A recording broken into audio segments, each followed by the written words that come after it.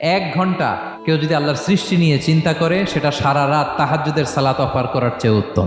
আমরা অনেকে মনে করি শুধু তাসবিহ পড়াই ইবাদত, শুধু কোরআন তেলাওয়াতই মনে হয় ইবাদত, শুধু কিয়ামুল লাইল করা ইবাদত। কিন্তু বিশ্বনবীর সাহাবী, যিনি ইসলাম আমাদের চেয়ে ঢের বেশি বুঝেছেন, তিনি বলেন আল্লাহর এই সৃষ্টি শৈলী, এই সৃষ্টি নৈপুণ্য নিয়ে 1 ঘন্টা চিন্তা করা, ক্রিটিক্যাল থিঙ্কিং করা, সারা রাত নফল তাহাজ্জুদের চেয়েও সেরা। সূরা আলে ইমরানের 190 নম্বর আয়াতে আল্লাহ তাআলা বলেছেন, যারা আকাশ বাতাস পৃথিবী সৃষ্টি নিয়ে চিন্তা করে এবং সর্ব অবস্থায় আল্লাহ তাআলার জিকির করে এবং তারা তাফাক্কুর করে, ক্রিটিক্যাল থিঙ্কিং করে এবং তারা বলে মা খালাকতা হাযা বাতিলা, হে আল্লাহ তুমি অনর্থক কিছু সৃষ্টি করো নাই।